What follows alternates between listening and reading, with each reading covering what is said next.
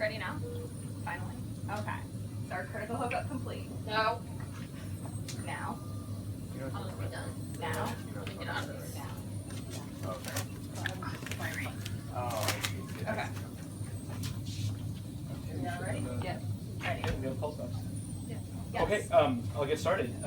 From a surgical standpoint, this is Lamium Doe, middle-aged gentleman who is gunshot wound this morning to the right lower quadrant. Has a history of hypertension and diabetes. So about as much as we could collect before we went to the operating room because he was unstable, hypotensive. Got a couple of units of blood before we went to the OR. In the OR, we did an exploratory laparotomy, quite a bit of blood in the belly. I'd say approximately a liter of blood in hematoma. We found a injury to the right colon, ascending colon through and through, and also a injury to the right kidney in the perinephric area. His GSW on the skin was right lower quadrant and then paraspinous right lower back. So likely a through and through, we did not find any bullets. He had a resection of his ascending colon, or ileocolic resection, left in discontinuity.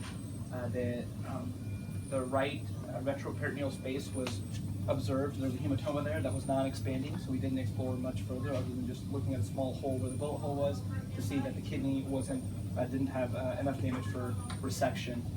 We packed the right quadrant, right upper quadrant. There's 4 laps in there. There was no other major injuries found. He is left open, backpacked, drains and tubes. He has 2 suction tubes from his wound back. That you can hook up to wall suction. No other drains in the belly currently. Counts, all counts were correct with identification. There were 4 lap pads in his belly. There's no other significant complications. He does have quite a bit of blood in his retroperitoneal space, and we cleared about a liter. So the thing I'm most concerned about is ongoing bleeding and hypertension. We just have to keep track of how much is coming out of that backpack. Any questions from a surgical standpoint? Is there any reason that you didn't focus on that? He is actually in discontinuity. Yeah. So he is not put back together. We're going to resuscitate him, add him on for tomorrow, Okay. and then likely we'll do a ileocolic anastomosis and closure. Antibiotics? He got ertapenem. He does not need any more. And would you mind labeling your GPs? There is no JPs. There's not, just the... It's the backpack. It's just the Okay, backpack. gotcha. Right? Okay.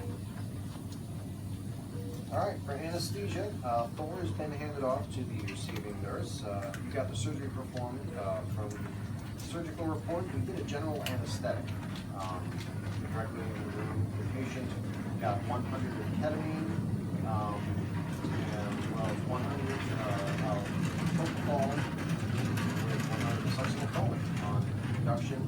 Other than that, he got 1 gram of Dilaudid. Was paralyzed thoracolonium and not reversed. He did have twitches returning. Near the end of the case, no reversal was given.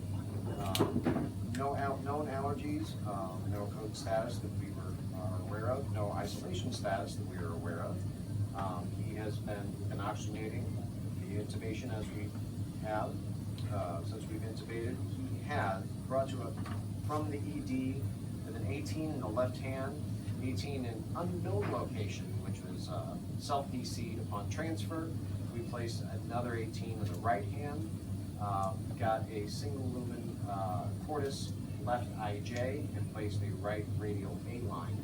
Hemodynamically, the patient started out with maps above 60s throughout the entire case. Prior to intubation, we had maps in the 80s. He did get 1 unit of RBCs we received from the ED. We gave another 2 in the OR, and we gave 1 unit of FFP. He received about 1,100 in crystalloid. Foley was placed. I have not measured. There's not much urine. Looks like his blood is pink tinged. Paralytic, as I said earlier, was not reversed. We drew labs prior to the second 2 of units of RBCs and the FFP. Crit at that time was 40. He was 727 pH.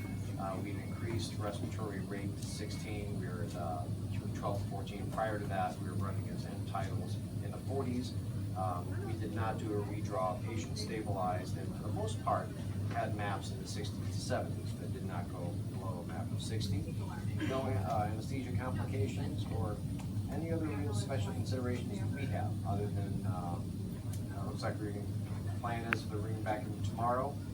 Keep him comfortable. You started at propofol at 100 just before you turned off gas with phenylephrine and started at 0.3 and titrated to off. And he's now staying in the high 60s, 70s in arterial pressure.